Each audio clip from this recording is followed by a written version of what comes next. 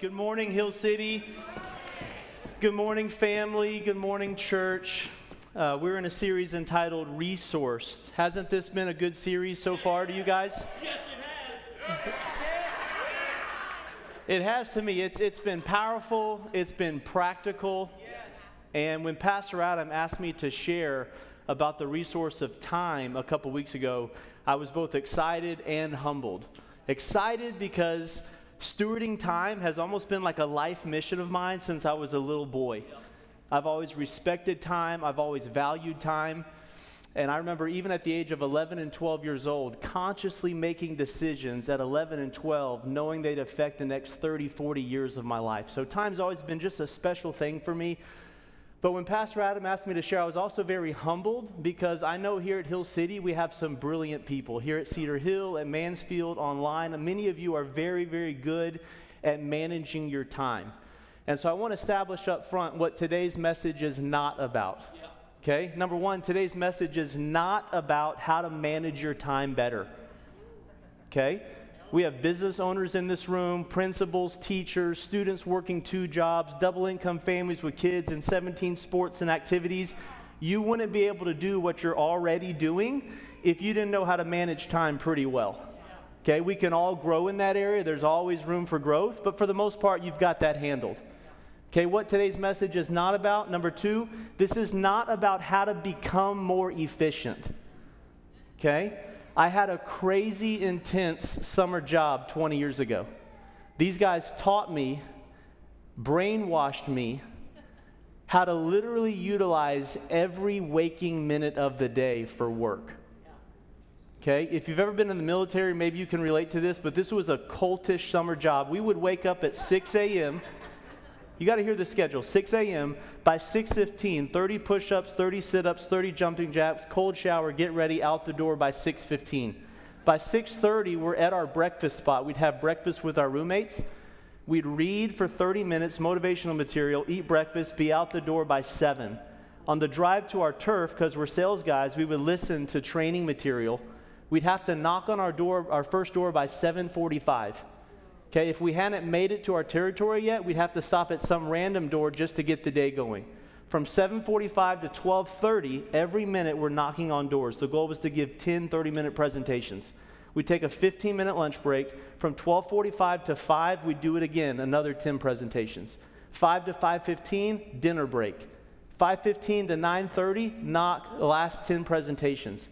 On the drive home, we listened to more training material. If you're a manager, and I was, we'd start taking coaching calls at 10 o'clock. We had to synchronize our watches to where every 7 minutes, that's the time we had to coach someone. So at 10, 10:07, 10:14, 10:21, you can do the math.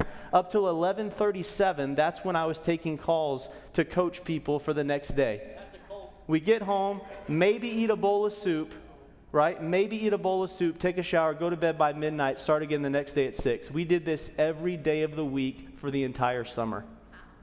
Guys, it was the most productive season of my life, but it was also one of the most unhealthy seasons of my life. There was little room for Jesus. There was no room for real relationships. There was no room for partnering in God's dream. It was all work. Today's message is not about how to become more efficient, okay?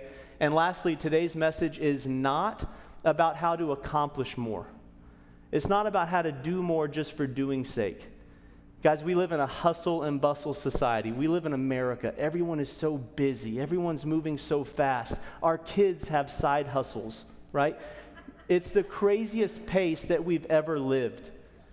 And this culture has glorified doing to such a point, right? But the Bible says, let me pull it up here. The Bible says, I know it says something. But it says, what does it profit a man to gain the whole world yet forfeit his soul? So guys, today's message is not about doing more just for doing's sake. What today's message is about becoming more intentional with the time that we do have, so that you can be more purposeful with your time and actually partner in God's dream wherever you're at. So regardless of what season you're in, where you work, where you live, where you to go to school, This is about using our time in such a way that it glorifies God and helps fulfill His dream. And Pastor Adam's been sharing for the last couple weeks, God's dream can pretty much be summarized in one scripture. Luke chapter 19, verse 10, "For the Son of Man came to seek and to save that which is lost." And so today's message, my desire, my goal would be that we would all become more intentional with the time that we have. The time is there. We have it every week. But how do we shift? How do we become more intentional with the time we have to better partner with God's dream and where you are in your life right now? Okay, let's pray. Heavenly Father, I thank you for the men and women represented in this room. God, we thank you for the time that you've given us even today. God, we get to come here. We get to worship you freely. We get to grow in you. We get to sharpen one another. Father, I pray that today you would give us all fresh revelation. You would give us fresh vision. You would give us clear, just God ideas on how we can better steward this resource called time for your glory and for your purposes from this point forward. In Jesus' name, amen. All right, guys, so we're going to dive right in. And Pastor Ron and I came up with 3 truths about time as we found them in Scripture, okay? So 3 truths about time. We're going to start there. Truth number 1 is that time is eternal. Time is eternal. In Ecclesiastes 3, verse 11, it says, "He has also set eternity in the human heart." God has put eternity in the human heart. You see, the world lives for the moment. Right. You've heard the term YOLO, right? You only live once, right? There's so many people in the world that do not believe that there's life after death. There are no real consequences to their decisions, right? So what that really means for them is that take advantage of today. This is all you got. Eat, drink, and be merry. Let's party. Let's have fun. The world lives for the moment. But we as Christians, we have a different perspective. We have an eternal perspective. Because we know that there is such a thing as eternity. And the way we use our time, the decisions that we make today, have eternal ramifications. About a year ago, my oldest son, Noah, he was 8 at the time. Noah comes up to me. And my family, we're busy, right? Not an unhealthy busy, but we're productive. We get things done. And we have a couple different businesses. One of those businesses is something called Buggy Huggy, okay? You'll hear more about it here in just a minute. But my family, it's a family business. We all contribute, we all play a part, and we're out of town. We're in Nashville on a big trade show. And I remember we're tearing everything down, and I'm getting pulled away into other questions and meetings. And all of a sudden, my son, my 8-year-old son, comes up to me after everything's finally put up, and he pulls me aside, and he says, "Dad," he goes, "I hate Buggy Huggy." And I remember sitting there and, I'm, fiddling and trying to put stuff up. And I could tell he was kind of being serious, but he was kind of joking, and he likes to joke. And so I turned my attention. I said, "Son, what are you talking about?" And his eyes start to well up. He goes, "Dad, I hate Buggy Huggy." I go, "Why?" He goes, "Dad, it takes you away from us. I don't get to play with you as much." And in that moment, I thought, is that just an 8-year-old talking? Because 8-year-olds can say some crazy stuff. Or is that my son's heart crying out, saying, is my dad going to be available in 2 years? Are we going to have the same relationship that we have, right? Are my decisions going to affect his relationship with the Lord one day and how he views his Heavenly Father, right? How we spend our time, the decisions that we as Christians make every day have eternal ramifications. Truth number 2, time, it can be wasted. It can be wasted.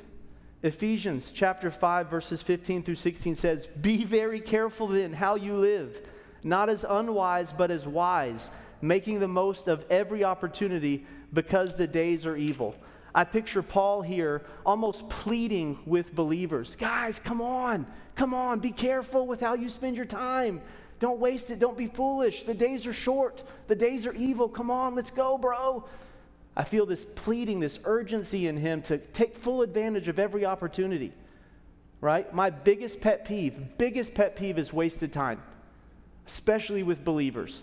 And I'm not talking about a little wasted time here and there. We all do it. I'm talking about a lifestyle of wasted time. Guys, I know husbands and fathers that literally play video games 20 to 30 hours a week, and they're not esports superstars. That's not how they make their living. Guys, I know wives and mothers that get lost in social media, and they're literally scrolling 3 to 4 hours a day, and they're not influencers of any kind. That's not how they make a living, right? There's no judgment here, but surely there's a better use of that time. Surely that's not God's plans for their lives, right? Guys, time is too short to waste. We've all lost someone and had that epiphany of, wow, life is short. The finality, right? Our life is here but a vapor. The harvest is plentiful, the laborers are few. I want to maximize every day that's given to me. Do you wake up with that kind of urgency? Do you wake up with that urgency that says, I got to make today count? Not because there's some pressure, but because I want to take full advantage of it. Because time can be wasted. And truth number 3, when we steward time well, when we steward time properly, there are great heavenly rewards. Okay, in Luke chapter 19, verse 17, it says, "Well done," the king exclaimed. "You are a good servant. You have been faithful with the little I entrusted to you. So you will be governor of 10 cities as your reward." Catch this. How we steward the time and assignments given to us in this life will impact the assignments given to us in eternity. Let me go back. How we steward the assignments given to us in this measly 80, 90 years will tee us up for forever. Forever. Regardless of the season. So how many of you guys have been in a season, had an assignment from the Lord that you weren't a big fan of? Right? That it never made sense throughout the entire time. Or that even by the world standards, it just never really became a success. Guys, I've been in one of those seasons for the last 3 years. Okay, I mentioned Buggy Huggy. 3 years ago, God gave my wife this idea for a product, a tangible product that had never existed before. It's a product for moms and their toddlers. He gave her this idea. He gave our family this idea. And I'm not an inventor. My wife's not an inventor. We'd never done this before. My dad's an inventor, and I'd seen the sacrifice that something like that requires, time and money, right? So before we just jumped into this idea, we prayed and fasted about it for a month. We went to wise counsel. We talked to our mentors, and after a month, as a family, we made the decision, okay, we're going to pursue this thing. We laid down other income streams. We laid down influence. We laid down other things so that we could give this thing the time and attention that it deserved. And guys, for the next 3 years, we worked it. We were diligent. We were faithful. We hired all the right people. We checked all the right boxes. It never really took off. And guys, we're now months away from shutting this thing down. 3 years, $250,000 gone. And in the world's eyes, that's a massive failure. Here's what you need to catch. We did our best. We did our best in that assignment that God gave us. We remained faithful the entire time. And guys, we're seeing it to the end, even if the end doesn't look like what we ever imagined it was going to be. Guys, how we steward the assignments given to us now will only tee us up for greater assignments later, both in this life and the life to come. And so even when you're in those seasons and you're using time and you don't really see it going where you thought, stay the course. Be faithful. Give it your best, right? I want to maximize my time here, because if no eye has seen or ear has heard or mind has conceived of what God has prepared for us in eternity, I'm happy to trade the comforts of this life for all that's to come later. It's a fair trade. It's a fair trade. And over the years, I believe a lot of Christians feel this way about time. They have these underlying, thought processes about time, but they've never been given the tools to really walk it out, Or maybe they've never really seen it modeled. Someone actually walking out and living a life of total purpose and total intentionality. Because Jesus lived a life of total purpose and total intentionality. He was the absolute best at it. And so today I want to share with you all a tool that will help you become more intentional with your time so that you can have the greatest impact for God's kingdom where you're at. Okay? This is a tool that will help you identify where your time is actually going. Because if you don't know where your time is actually being spent, it'll be almost impossible for you to shift and to begin being purposeful about doing something different. Okay? This is a tool that comes from a book called First Things First by Stephen Covey. And it's a tool that shows that basically every minute that we spend falls into one of 4 categories or quadrants. Okay? And so basically every minute that you spend, it's either important or non-important, or it's urgent and non-urgent. And it's going to make more sense as we go through it. So we're going to start with quadrant number 1. Quadrant number 1, if we can go point by point. Can you pull that back and go point by point, Tracy? So quadrant number 1, guys, these are the crises of life. The crises of life. These are the fires that have to be put out. Okay, these are the things that you don't really have control over, but they're going to happen and they have to be dealt with right away. Things like legitimate emergencies. Your wife just went into labor. Okay, your friend just got into an accident. School just called and your son threw up 3 times. You got to pick him up in the next hour. You got to shift everything. It's a legitimate emergency. Okay? These are things like pressing problems. Maybe you accidentally texted your mom something that was only meant for your wife, right? Been there. It's a pressing problem. Needs to be dealt with immediately. That's a crisis. Okay? Rush deadlines. Maybe your boss has a top priority last-minute assignment. All the team has to shift. All hands are on deck. Or maybe you're driving home from work and it's 4:57 and your wife calls and says, "Sweetheart, there's a deal on Facebook Marketplace, and if we don't go get it by 5:30, we'll never, ever, ever see this deal again." That's a crisis. That's a rush deadline. That's a real crisis. Cramming for exams. Students, hopefully you don't wait this long, but if you do, it's now urgent, it's important, it's a crisis. So quadrant number 1, guys, these are the crises of life. You have to deal with them. Quadrant number 2, this is the quadrant of distraction. Okay, these are the things that pull on you throughout the day that are unexpected, that end up just sucking the time and sucking the life out of you. And some of us, if you live in this place where you feel like you're on a hamster wheel and you're constantly running, but you feel like you're not really going anywhere, you might spend a lot more time than you think in this quadrant. This is that place where you feel like you're going all day, but at the end of the day, you feel like you hadn't really gotten anywhere. This might be where most of your time is going. Okay? So distractions. What are some distractions? Emails and texts. How many of you guys get 40, 50, 70 emails and texts a day? I'm talking the important ones that need response, right? I get quite a few. And if I were to allow myself to just respond as they come in all throughout the day, I would lose my mind and never be able to focus on anything else.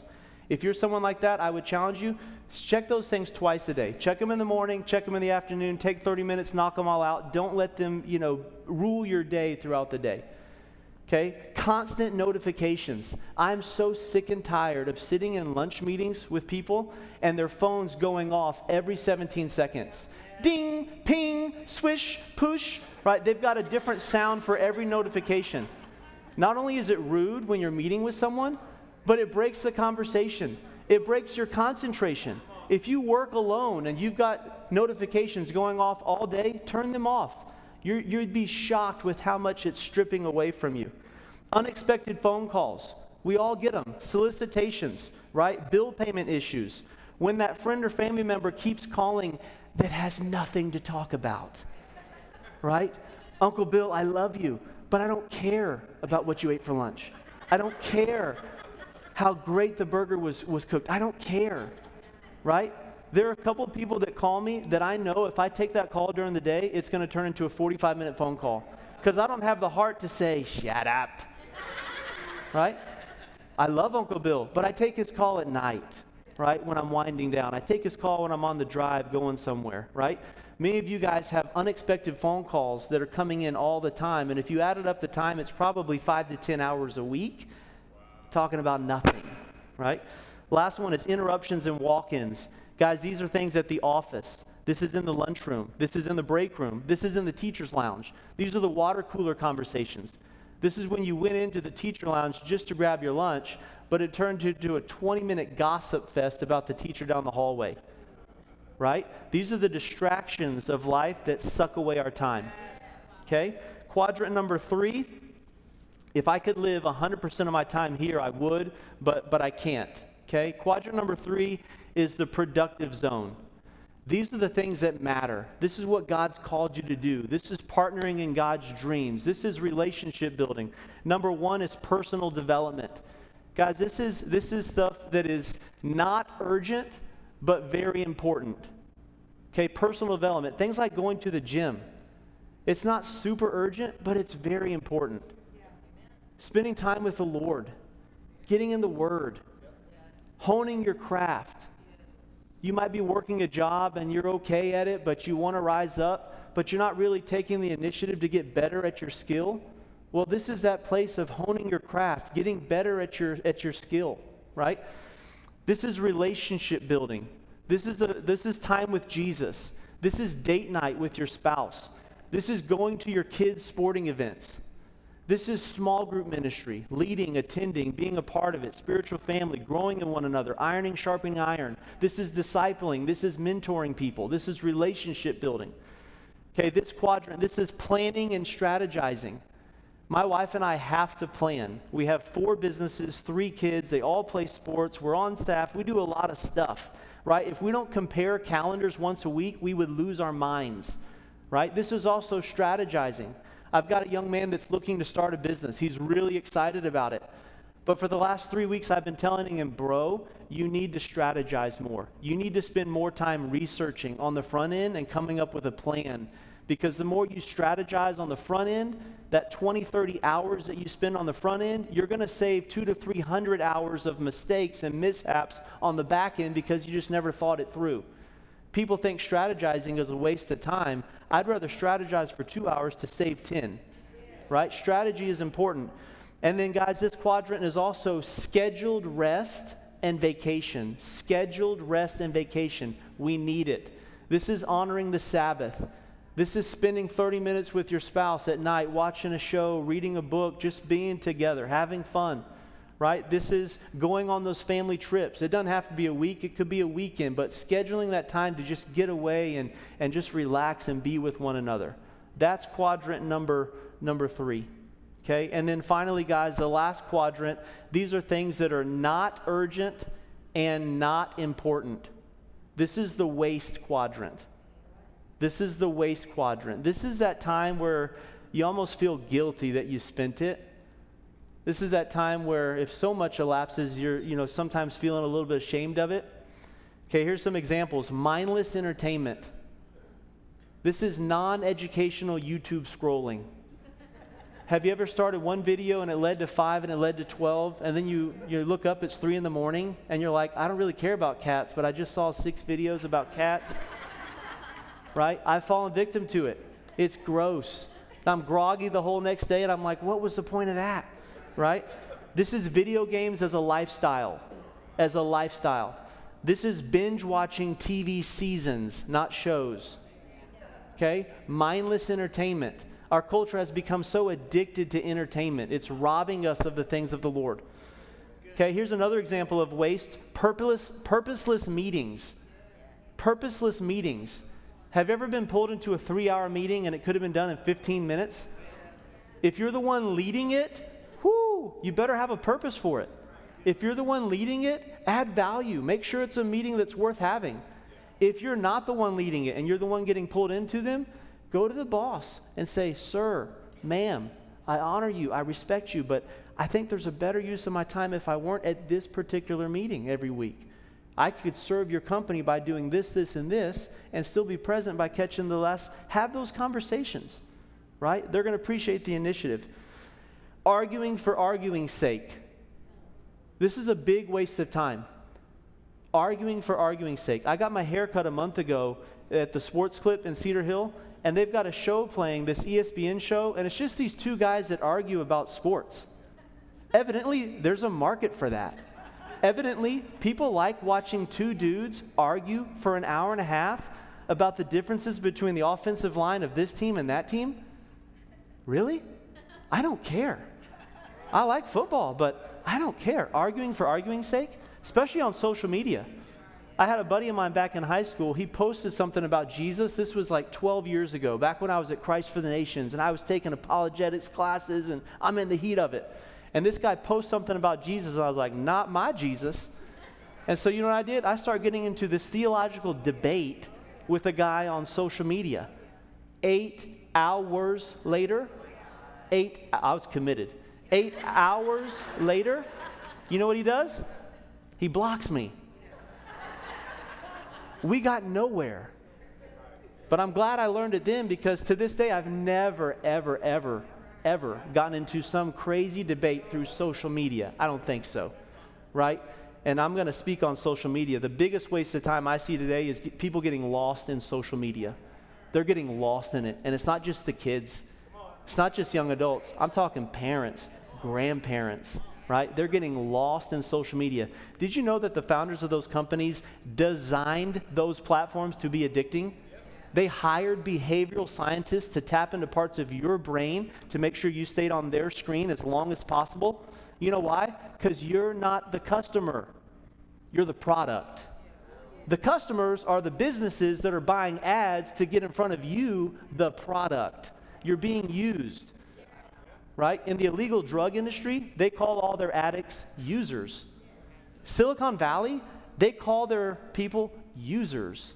How many users does this platform have?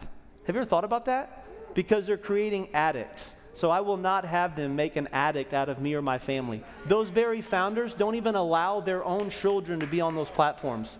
So why are ours? Right? Biggest time suck I've ever seen. And so if we can pull up that platform or that slide, recommended time allotments. Here's what I would recommend. On a normal week, maybe 5% of your time is putting out fires. It's going to happen, right? You can't avoid them. Maybe 15% of your time you're dealing with the distractions of life. You can't avoid it. Ideally, we spend 75% of the time doing the things that matter. Relationship building, time with our family, doing our job, honing our craft, advancing God's kingdom, right? And then the last 5% of that time is wasted. We all need white noise. We all need the brain breaks. We all need to, calm down and detox from time to time. But here's the thing, guys. If you've never really seen something like this, you might be spending 30, 40, 50% of your time in these bottom two quadrants. No shame, but just understand that if all your time is going there, it's not able to go anywhere else because time is limited, right? And so let this be that little punch in the gut that says, oh, wow, I've been telling myself for years that I don't have time for X, Y, Z. I promise you the time is there. It's just a matter of being more intentional and shifting it around. I will never allow my kids to say we don't have time for something. It's a matter of making time and shifting priorities. Okay? And so we're going to wrap up with 6 practical ways to be more intentional with your time. 6 practical ways to be more intentional with your time. If even one of these inspired you to do something different, I think it's going to be a life changer for you in the months and years to come. Number 1 is plan your week. Regardless of how much control or how little control you have over your work week, over your work schedule, there's still a lot of hours in the week that you have control over. There's 168 hours in a week. If you slept 8 hours a night, that's 56 hours. That still leaves 112 hours a week. If you work 40 or 50 hours, that still leaves another 50 or 60 hours that you have control over how that time is spent. It's a lot of time. And so I'm going to show you a little demonstration about how the secret to getting everything that you want to get done is making sure that you put first things first. It's making sure that you do the things that matter first. Kind of like in a budget where ideally after tithe you pay yourself first. Well, with the schedule, you want to make sure you take care of the things that matter first. Okay? So catch this, guys. This is a great demonstration. I saw it when I was 19 years old. and it forever changed how I plan my week.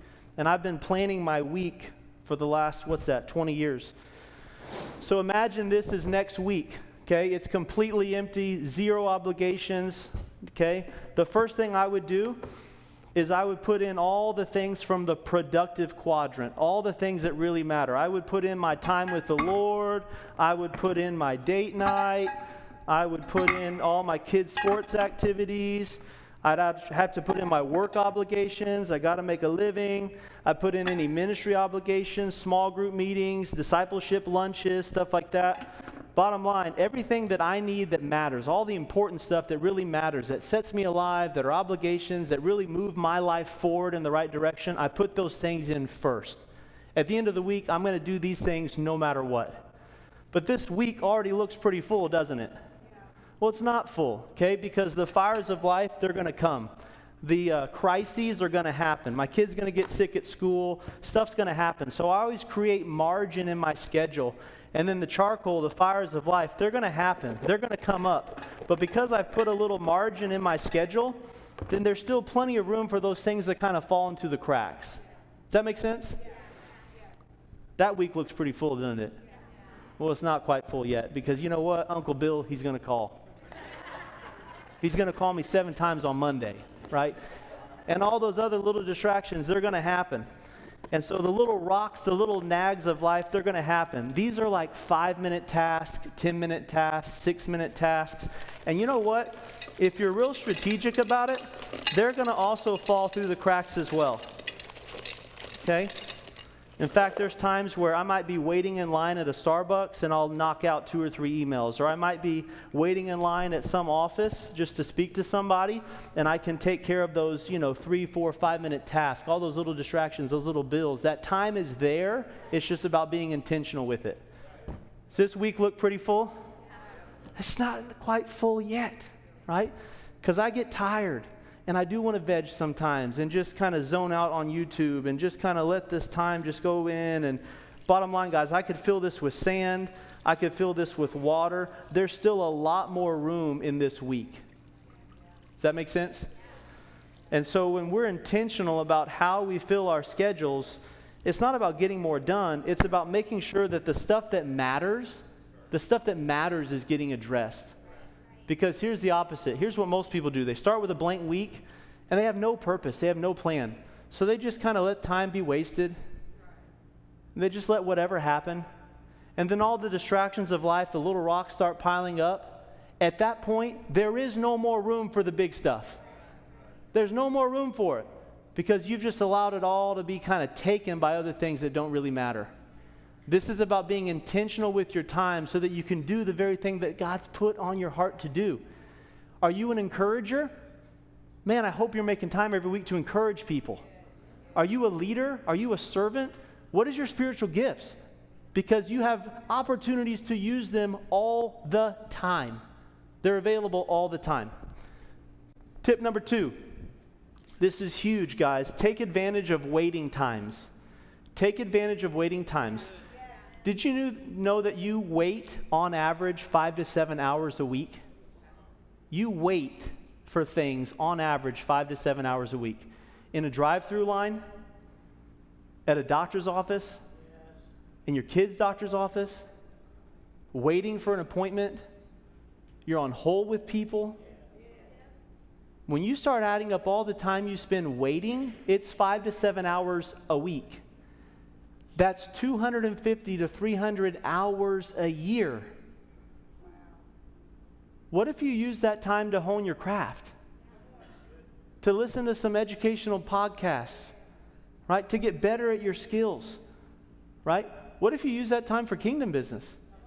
I make it a point, if I'm at a doctor's office and I'm just sitting there, I don't get lost in the People magazine. I get lost in the people in the room. I start striking up conversations. What are you here for? Oh, man, can I pray for you? 95% of people will not turn away prayer. I'll just do it right there while I'm waiting, doing nothing. Right? If I'm in line at Starbucks and it's a 30-minute line because I have to get that chai tea latte, right? I'll call 2 or 3 guys. Hey, check in. How you doing, guys? How's your week going? Can I pray for you? What's going on? It's either that or Candy Crush. Right? I'll take discipleship over Candy Crush. That time is there. Take advantage of the waiting times. Number 3, conduct a personal time audit. If anyone does this, it's going to change your life. I've been doing this every year since I was 19 years old. I take out a piece of paper once a year.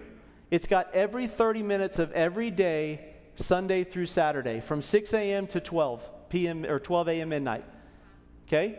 I set an alarm in my phone every 30 minutes for that entire 7 days. And when that alarm goes off, I take 10 seconds and write down how that time was spent the last 30 minutes. Was it putting out a crisis? Was I distracted? Was it productive? Or was it wasted? Even when you're at work, we all know that you can waste time while you're at work. So even if you have like a 40-hour work week, maybe you're only really being productive 25, 30 hours, who knows, right? But I do that, and the first time I did it, at the end of the week, I had wasted 27 hours. And I've been distracted at about another 20 to 30. Over the years, I've gotten better and better and better at that, but I promise you, you do this, you will be shocked with how much time is just being sucked away by stuff you'd never thought. Those minutes add up, guys. They add up. And the purpose of it, again, it's not so that you can go do more, it's so that you can be more purposeful with your time. It's so that you can be more intentional with how it's being spent going forward. Pastor Adam last week talked about working your plan, having a budget. If you don't know where your money's going, you can't really make any shifts to change. Well, the same is true with time. If you don't know where your time is going, it's really hard to shift and make any changes going forward. Okay, number 4, delegate and empower others. Delegate and empower others. Delegating to others can be hard, especially if you're someone that's really good at what they do or like things done a particular way. But if you're a leader in this room, you have got to learn how to delegate. And leaders include parents. If you're a parent in this room, you're a leader, right? Everyone in this room is a leader in some way, shape, or form, because I promise you have influence over someone, right? So whether you're a big-time business operator with 150 employees, right? Or you're that sweet mom that's home all day managing and leading 3 crazy kids, right? Delegating is important. And one thing that I've learned over the years, little nugget, is I want to spend the majority of my time doing the things that I'm great at, and I want to delegate the things out that I'm good at. Not even bad at. I will delegate the things out that I'm good at. And if someone else can do a task 80% as well as I can, and the task is still getting done, I'll delegate that all day. Because I want to be freed up to do the things that only I was created to do, that only I'm like the best at. That's what I want to do. And we can do that with our times, regardless of our jobs, regardless of what we do. Okay, number 5, stay flexible. Stay flexible. Jesus was a man on a mission, but he always stopped for the one. Many of you are also productive machines. You're just goal-setting monsters, and you can get a ton of things done. I've been there. I get it. But man, don't worship productivity. Don't fall in love with it. Because there are opportunities that pop up all the time that if we're so just zoned in on what we're doing and making sure that our schedule gets taken care of, we're going to miss out on so many opportunities. Stay flexible. You always have to stay flexible. Okay, and then number 6, the last one, is trust God for the impossible. There have been seasons in my life where I feel like I've lost time. As a husband, as a father, as an entrepreneur. Entrepreneurs have what's that word? It's that urgency of, getting ahead and man, we got to do it now. And, if we're not putting in the 100 hours a week, we're getting behind, right? I've had all those seasons where I felt like I've lost time. But the God-honest truth is that we can trust God for the impossible. He can redeem time. He can create time. He can supernaturally move things around. I used to think that I was a brilliant planner, and I'm pretty good. But God's the divine orchestrator. Have you ever had that week where it just didn't make sense how it all got done, but it got done? It was probably the Lord. It probably wasn't you. It was probably the Lord. And he shows up like that all the time. Because when we make ourselves and our hearts available for his kingdom business, he'll shift things around. I believe that verse, seek first the kingdom and all these things will be added. I think that has to do with time as well, personally. And so please don't feel bad. Don't feel bad about any decisions that you might have made up to this point with time, because God can redeem it, He can change it. But it requires us to be intentional moving forward. And so if you guys will stand with me all around the room.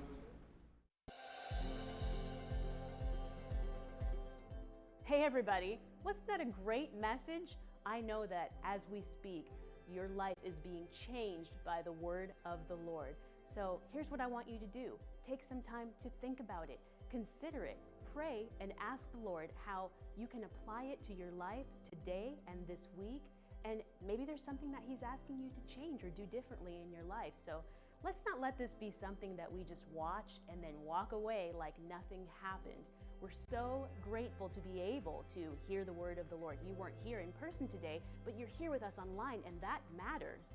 And if you made a decision for Christ today, we want to know. We want to know how to come alongside you and how to support you and how we can best pray for you. So please, if you did make that decision for Christ today, text the word DECIDED to 469-606-2684. We can't wait to see you back next week, same time, same place. Share these posts with your friends. Share it on your social media. Blast it out there. Don't be greedy and keep it to yourself. We love you, and we'll see you soon. God bless.